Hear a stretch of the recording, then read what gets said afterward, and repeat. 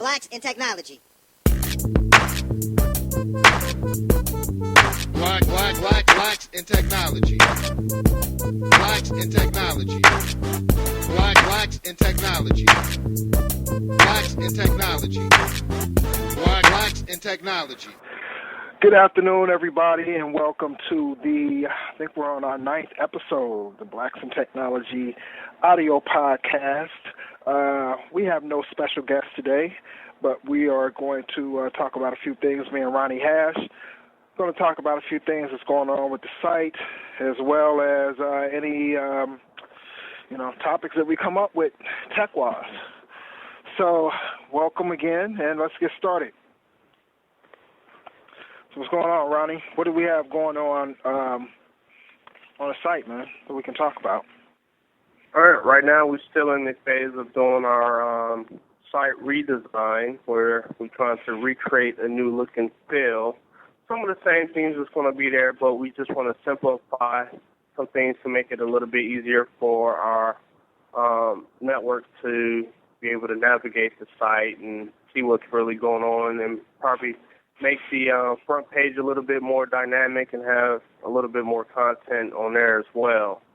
So when we get visitors to the site, they can see a little bit more information. I think we're going to open up the article section where you don't have to be a member to see the articles. You don't have to be a member to see the videos. You don't have to be a member to see, of course, the podcast. And we just want to really push people still to become members. The reason why is because of our cause. And also on the social networking side of things, just like within Facebook, you can create groups, you can become friends with people, you can be more social with everybody when you do become a member. You still have to be a member to post in a forum as well. Yeah, which is,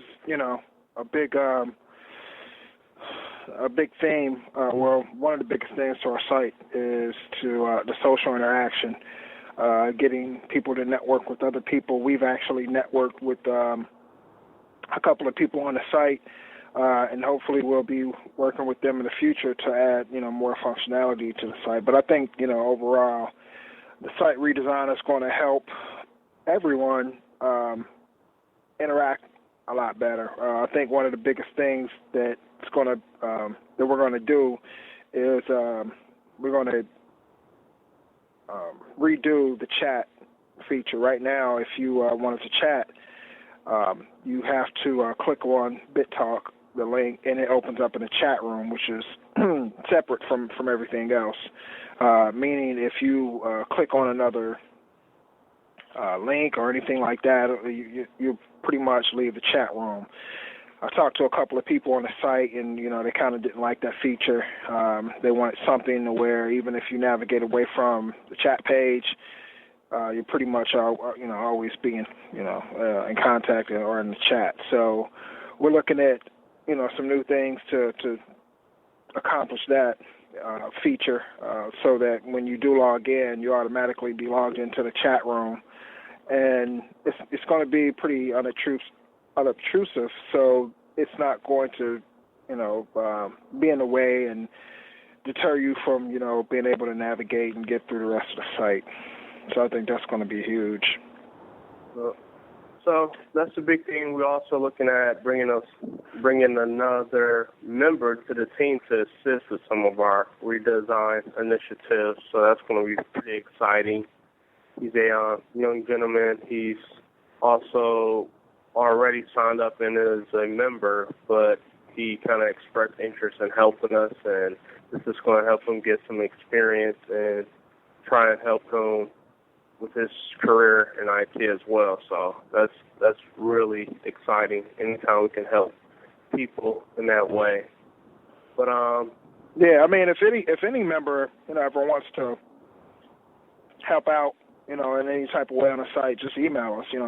Contact us at blacksintechnology.net. Contact us at socialbit.net as well.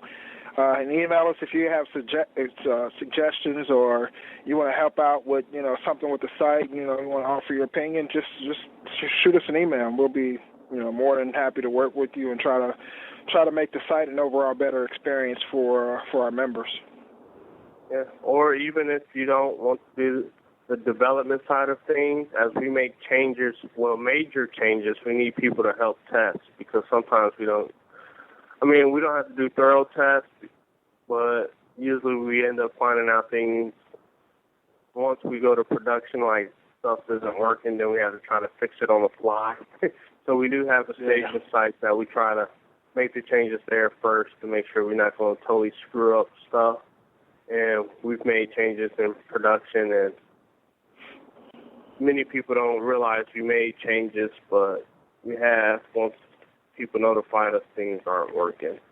But another thing, I really want to start pushing the groups within BitNet to start really utilizing that. We had some members create groups, like there's a new electronics group, there's a PMP group, there's an entrepreneur group, there's the Linux group, security group, several groups. And I know right now I'm going to try to put more time in the security group. We kind of chose a couple books that some of the security people want to read. So every week we're going to try to cover a couple of chapters in those books and discuss the information, and also if we have a home lab, how we tested out the different theories or the things that they mentioned in the book. Not just read it, but try to create some hands-on experience with that. And hopefully that will be good. And also I want to build us up to where we can actually participate in some DEF CON events, where I know usually at DEF CON, even before DEF CON happened, they have something called qualifiers. You and your team have to answer several different questions. Then if we actually want to travel to DEF CON, I believe they have some different challenges that your team can participate in. And, I think it's a good way to bring us together and represent our culture and things such as that. Yeah, I'm actually looking really looking forward to, the whole security thing.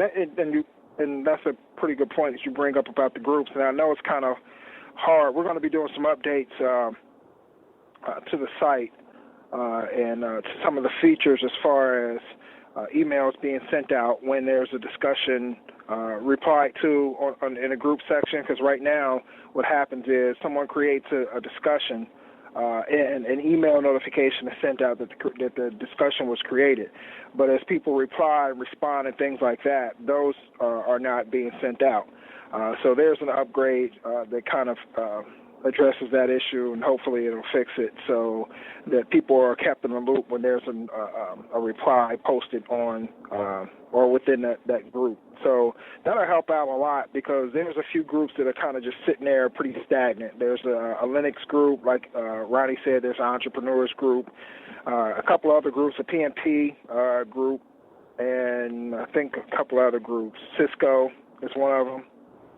I think a Windows administration might be one as well.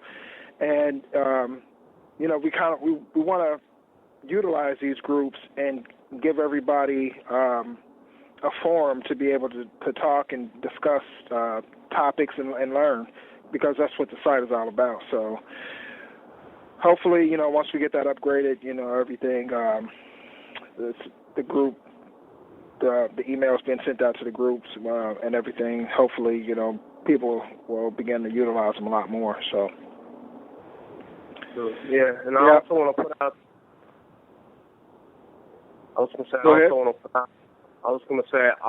to put out there, if anybody wants to be on one of the podcast shows, you can email us at contactus@blacksandtechnology.net or contact us at socialbit.net. And, we're always looking for, people out there doing interesting things to be on the show and talk about what they're into, what their interests are. So. Yep. And we have an upcoming podcast with Elaine, who is a PMP guru, master trainer. And if you guys have any questions about getting the PMP certification, please send them in to us now so we can ask Elaine on the show. She's very excited. She wants to help anyone to attain that certification. So please again send that to us and we can answer on the show so your questions can be answered and it can be a pretty good show with Elaine. She's also going to be talking about some things she wants to give our site, so that's going to be pretty exciting as well. I don't want to give it away what it is that she's going to be doing.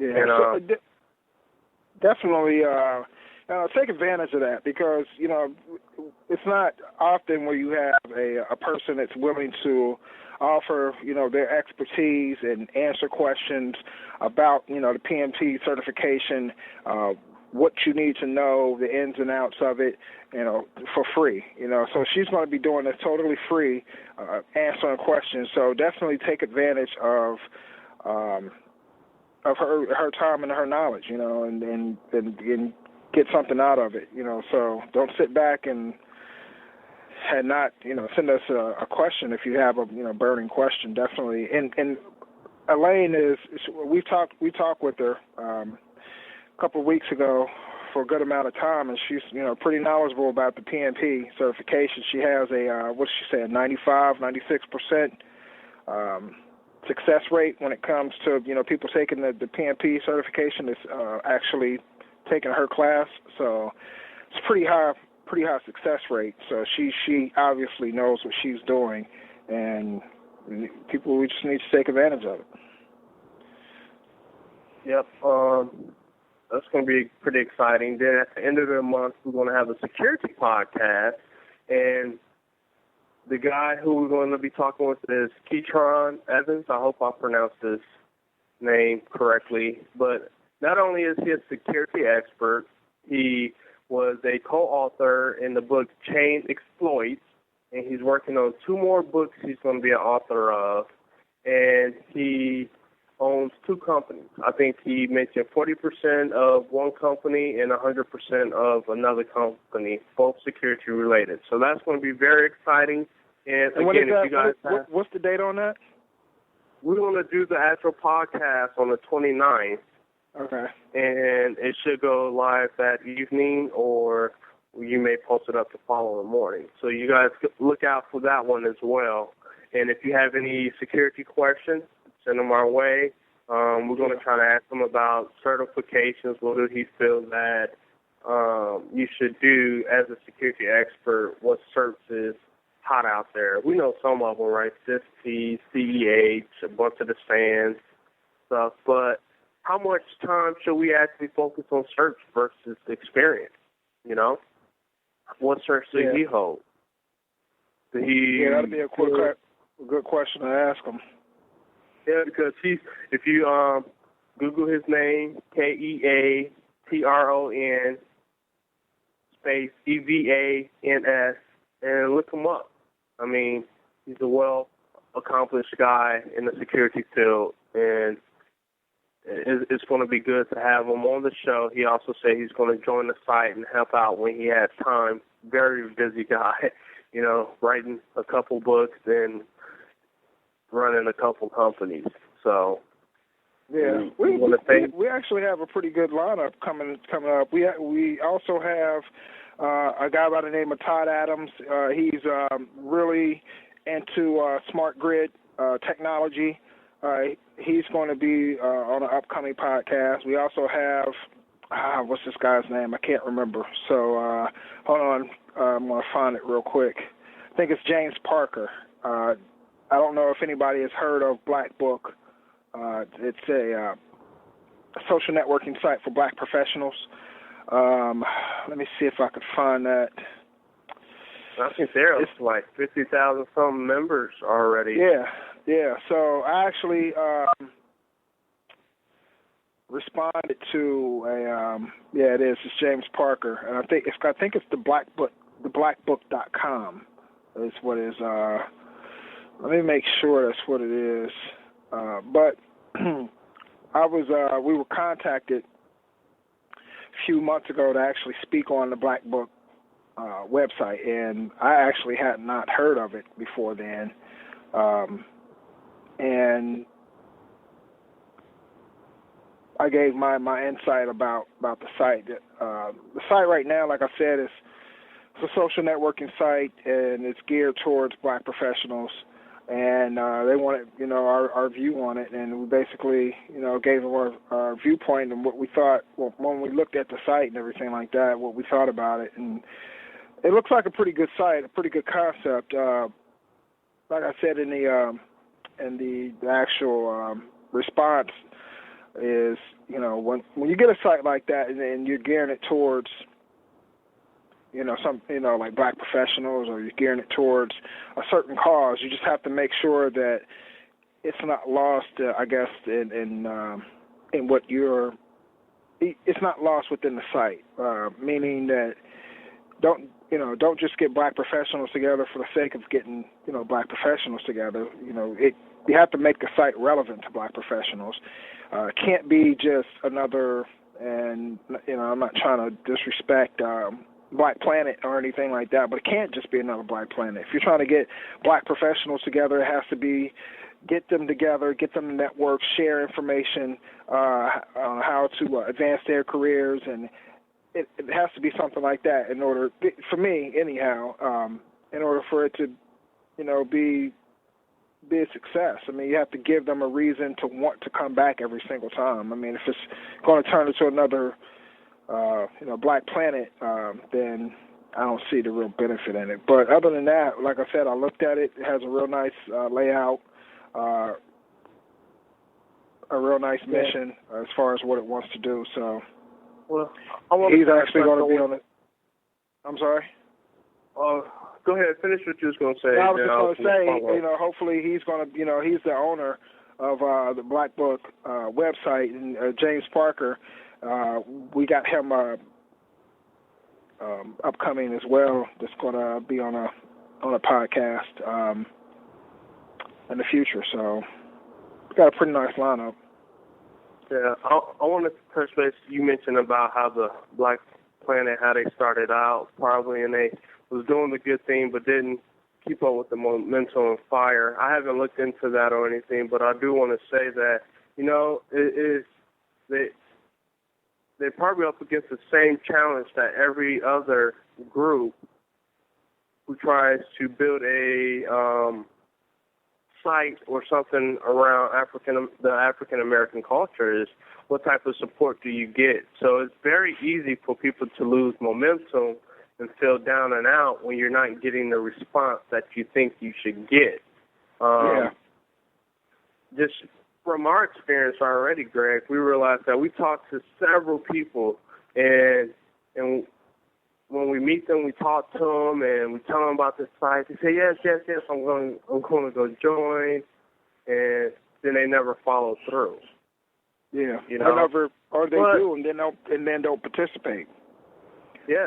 So I mean, I think from what I've seen from past attempts and even our attempt, that sometimes we may not support each other the way we need to support each other when people are trying to make efforts and better our culture. With that said, we're determined not to give up because we already have a following and we don't want to let them down. So whether we stay at 200 members or not, we're going to make it the best site for our 200 members. Actually, 250. 250. But we're not going to let them down and stop making improvements.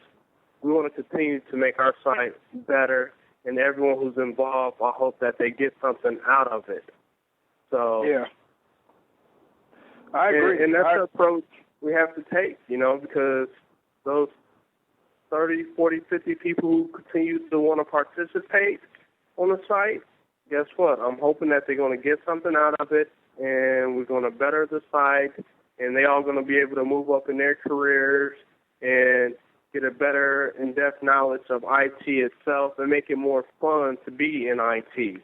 Again, like what we're doing within the groups, we're picking books, we're going to start discussing it, creating our own hands-on experience, and hopefully it's going to be beneficial. So, again, I'm looking forward to a lot of the things that we're going to be doing here in the future. with the site, because there's going to be some pretty exciting things coming up. We've got we've always talked about online courses. We're going to work towards that, as well as just some more initiatives to kind of give our site and our cause more face time. So yep. One thing I wanted to offer too as an idea for our group, I know I'll put it out there for the security group, is not only just have our group and talk, but let's use them like special interest user groups, like how they have local meetings on a monthly basis when someone gives a presentation. Let's do that virtually, because we all don't live by each other, but we can have online virtual meetings where we can meet up online and someone give a presentation. Currently, we are using the product called DemDem, which allowed us to do free webinars, but they just got acquired by Salesforce.com, unfortunately, and they emailed me and said that as of March 15th, our account would no longer be honored as a free account.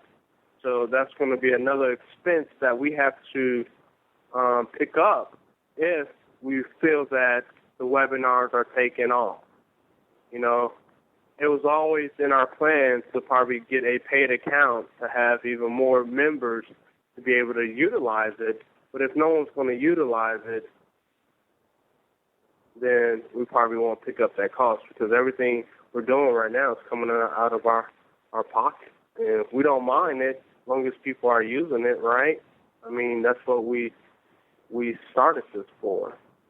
Yeah. So, exactly. Again, I want us to be able to take advantage of that and start running some of our groups as a monthly user group, have monthly meetings online to give presentations on the subject, whether it's entrepreneurship. I would love to hear some entrepreneurs give presentations on maybe how to start a company without barely any money, And then there's the Linux user group we can have, the security group. Let's get this going. Let's really spark it up. I think a good idea would be to whoever wants to give a presentation, set up a few times in which they want to give the presentation. That way you're not limiting people, as far as the time frame on which they can attend.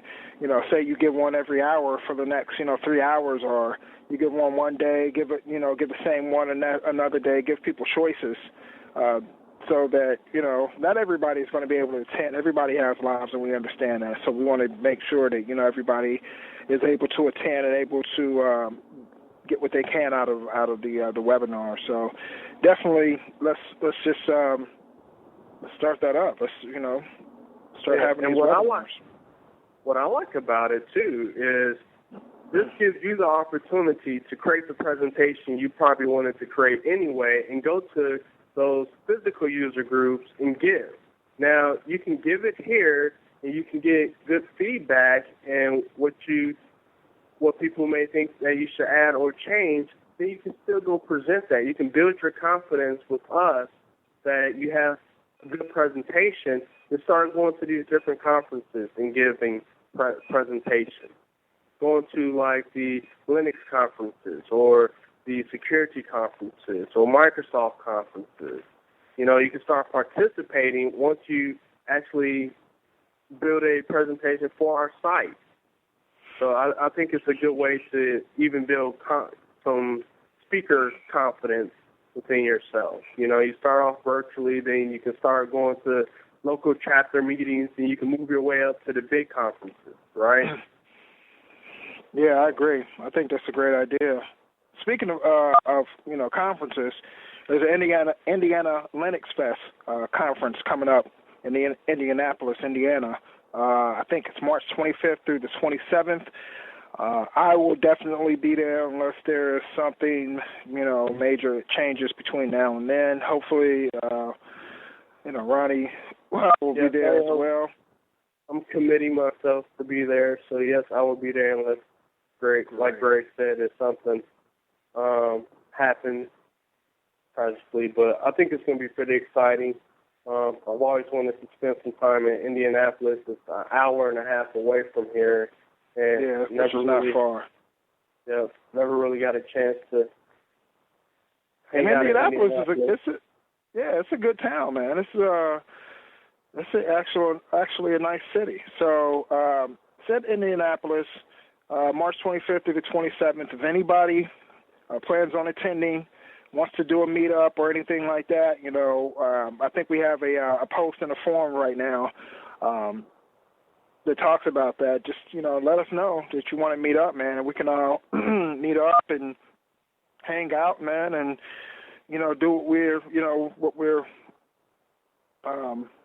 what the site is geared towards, and that's, networking and socializing amongst other, African Americans in technology. So. And if that's too short of a notice for people to attend, we're also going to look at trying to go to the Southeast Linux Fest, and theirs is usually, around May or June? Yeah, around June. Something like that, around June. Then there's the Ohio Linux Fest that's coming up again, probably around September, October time frame. And if we can, try to make one out in the L.A. area. I just seen in my Linux Journal magazine that they had one out in L.A. as well. Yeah, that would be nice. Never been to California before, so. Yep. So me and Greg is definitely going to be trying to attend more conferences, and if you guys know of any conferences around where you live, let us know, and we can try and make it out there, because we want to meet as many people as we can, especially people that's in our community. I think it's very exciting when I meet someone who's a member of the site, and we get to talk about different things. So, yeah, it's going to be pretty cool. Also, I just want to update people on the mobile apps project. It's moving along slowly but surely, but we're getting there. So, the mobile apps project, in case you don't know what that is, we Blacks in Technology, along with some of its members, have dedicated themselves to coming up with and developing a mobile application for the Android OS platform. So what the application will do will hopefully keep you up to date with what's going on with the site, as far as like forum postings, any type of inbox messages or anything like that, any group discussions that you're a part of. You'll get an update on your phone if you download the application. So we're going to do it in iterations. So it's not going to be fully featured once we release it, but we're going to release it with some feature sets and then add on gradually as we move on. So just letting everybody know that is still in the works. Cool. Yeah. So what else has been going on in the world of? In the world of tech. In my world of tech, over the holidays, I got a new laptop,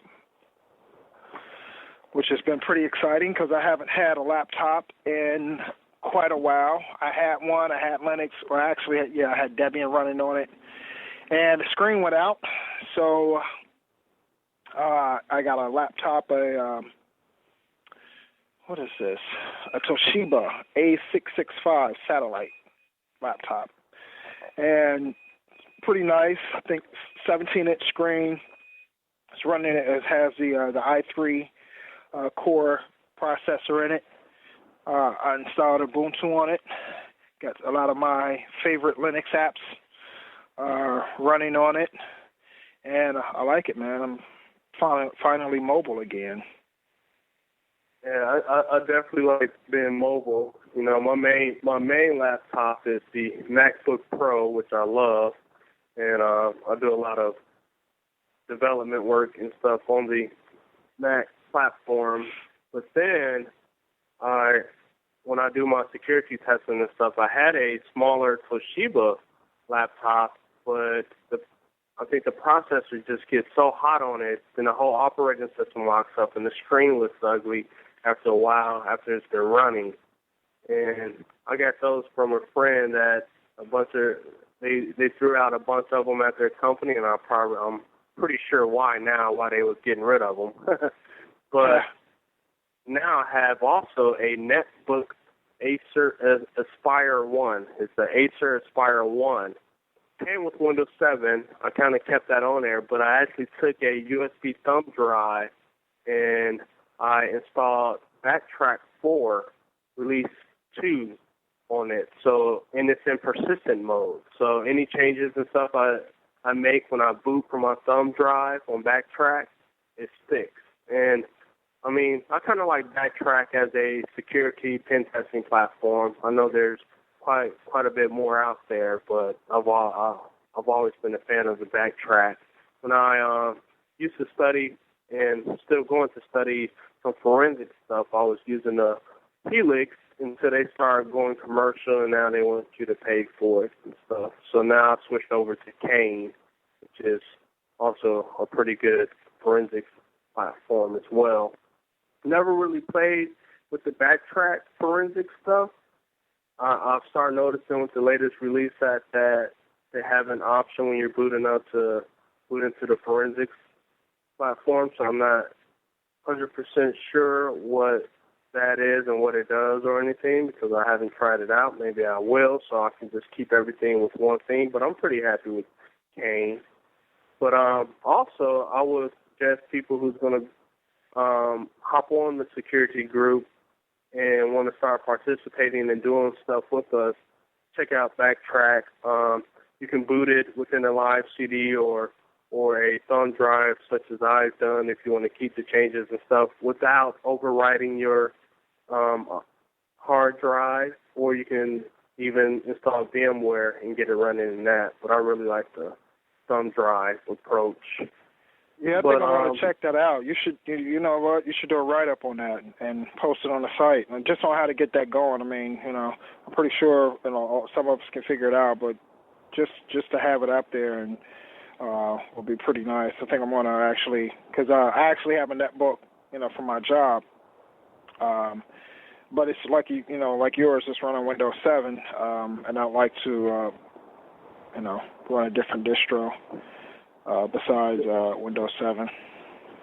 Yeah, I think, again, setting up in your lab, I think, especially if you're on the security side of things, this is almost a must-have, In my lab, I'm going to have that web scope application so I can hack against the Java app platforms and the Matilde, which comes on that Samurai WTF Live CD. Samurai WTF Live CD is a distro that was created for the, I think it's called Web Technology Framework or something along that line. And what they are trying to do is build a live distro with all the web hacking tools that you would need to do pen testing against web applications. Then they also provided you with an application called Matilde, which is PHP, MySQL, and Apache based, where you can actually start pen testing against that app locally on the live CD itself without having to go outside of things. I think a lot of people want to do security and stuff, and they feel that they're not given an opportunity at their current job to do security, or if they, when they try to go for a job outside of their company, they don't have enough experience, or they get offered a low-end job, which you'd be like, well, I'll be doing a huge pay cut, so how can I cross the bridge? Well, one way I found is hacking in your own lab, setting up these different scenarios, right, and start doing it. But then it's going to go back to the whole presentations. Once you start feeling confident about the information that you're learning, and you start wanting to share it to others, and you create these presentations, then you can do a presentation again on our site, then go into your local group, and also at the national level at some of these big conferences. And guess what? People are going to start knocking on your door for you to come work for them because you took that approach as well. So, again, I'm using that application from 37 Signals called To-Do List, TADA List, T-A-D-A List, and I listed out all the different things that I wanted to do to set up in my lab. And I'm going to set that up and just start hacking away again. It's been a while since I've been in the trenches of really hacking and getting familiar with some of these apps. And I don't like to just stop at using the apps. I like to dig deep and crack open the source code to see how they're doing it, because I think that's when you're really going to learn. And it's pretty cool, exciting stuff. And another thing that I would love to do is set up a honeypot and start analyzing malware and stuff like that a lot more. And the book, after we finished a couple books that we picked already, the Hacking, the Art of Exploitation Edition 2, and also the Web Hacker's Handbook, I'm going to suggest that we go with that Rootkit Arsenal.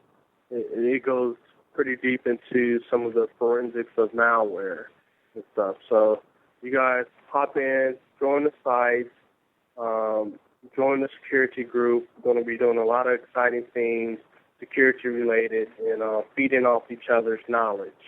So sounds pretty good. I think I'll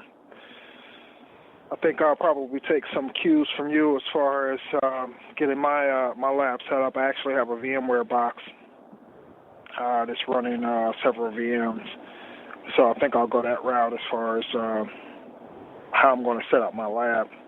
And I need to get more familiar with it anyhow. I'm not really a hardcore security guy. I know a few things. I wouldn't label myself as a hacker at all. So getting involved in the security group is going to be pretty eye-opening as well as fun. Fun and eye-opening. So that's good.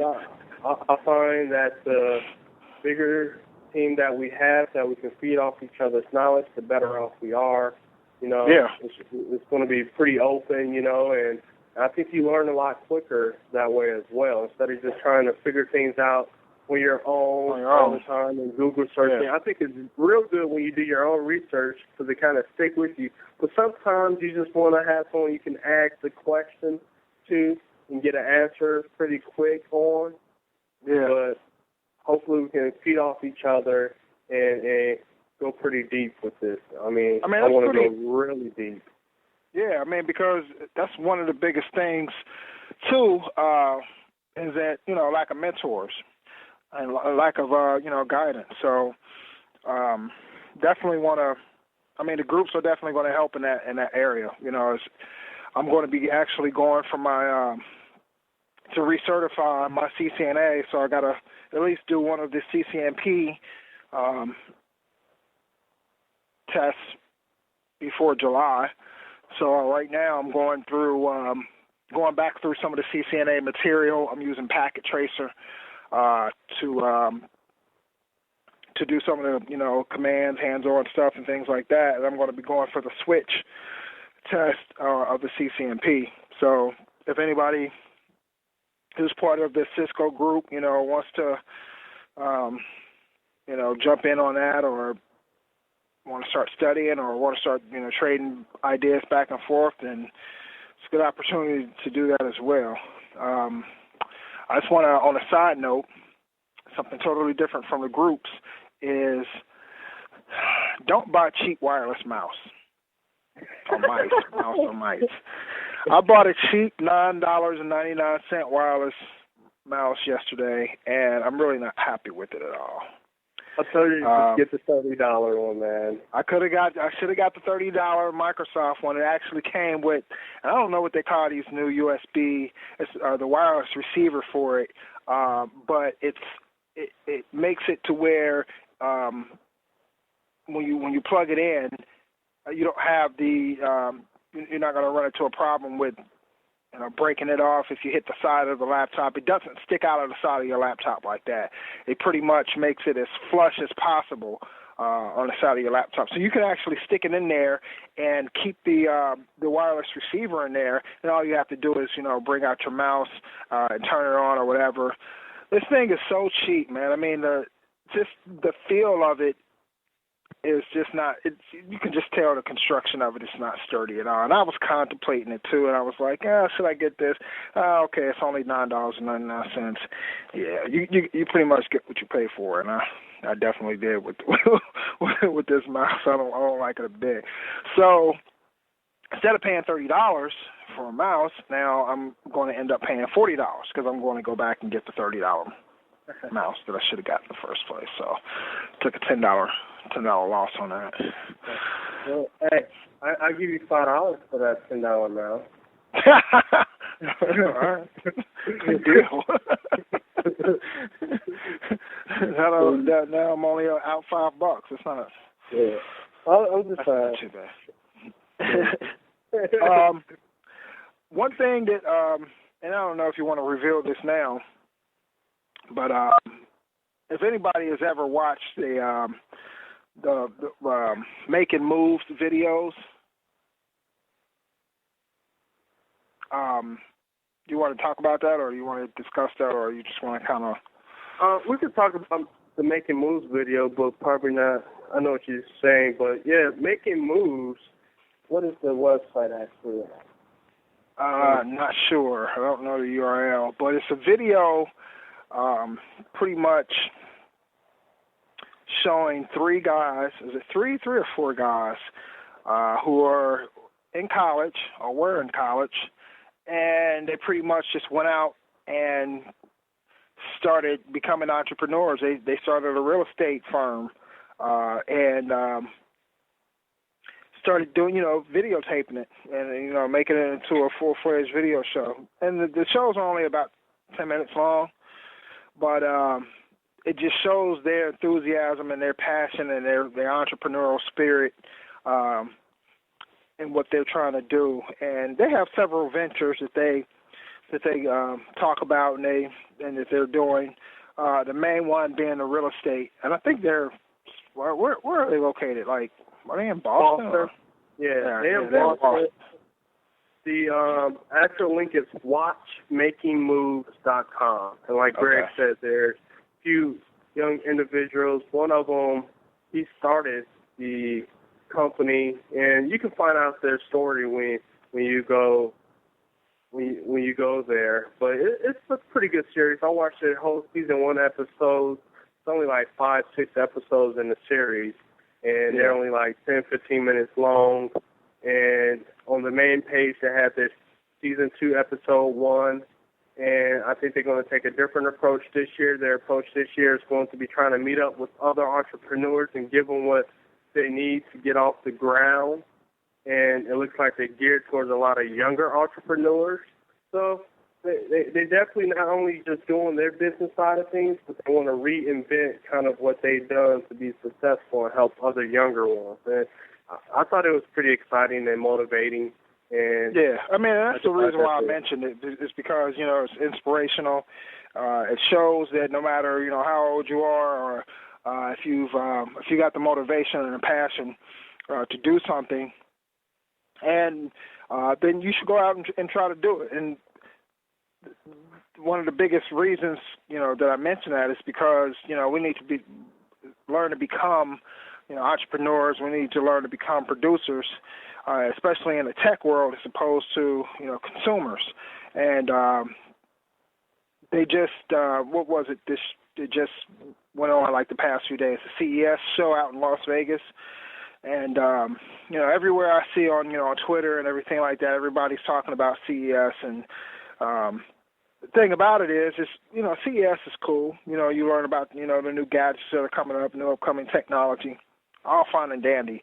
But we need to be, the people behind that. We need to be the innovators and the creators as opposed to always being the consumer. So I like the fact that these guys took it upon themselves to get out and break outside of the box, out of the norm, and actually do something that they were passionate about, which was real estate, and B, take that a step further and begin videotaping themselves about the process in which they went through and some of the, the ups and downs and things like that, and C, now that they've,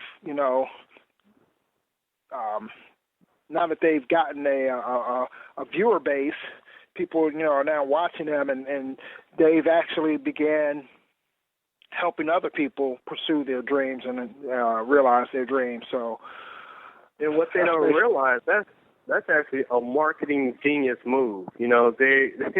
They took their product and presented it in a different way. Yeah. And I'm pretty sure they got quite a bit of business and viewership on their sites and stuff just by doing that. So I definitely want to give them up to that, because that was a marketing genius move in the way I think about it. So yeah, I really like that.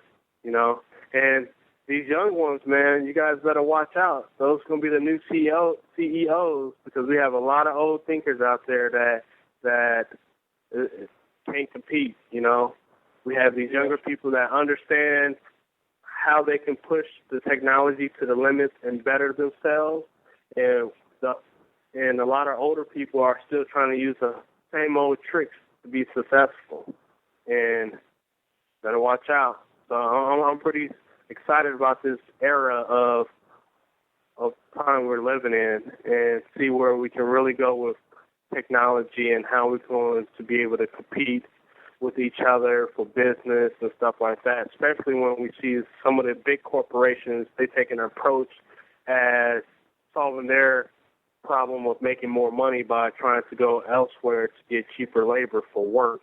Okay, well, now we're going to have a younger generation who's going to be able to assist with creating jobs here, being entrepreneurs, and finding ways to give more people jobs by utilizing some of the technology and still a business from those big corporations. And we'll see what happens. Yeah. So, anything else and we want to talk about tech-wise? No. Anything else about the site? Not right now. I mean, I can always talk about a bunch of different stuff, but actually I have to get going here in a bit. I have some arrangements today here on Sunday. Cool. Well, I guess that's it for right now. Like I said, like we said, let's be on the lookout for the next podcast with the Elaine Jackson, PNP coach extraordinaire. So thank you for listening, and thank you for tuning in, and we'll catch you next time. Blacks in Technology. Blacks in technology. Blacks in technology. Blacks in technology. Blacks in technology. Blacks in technology.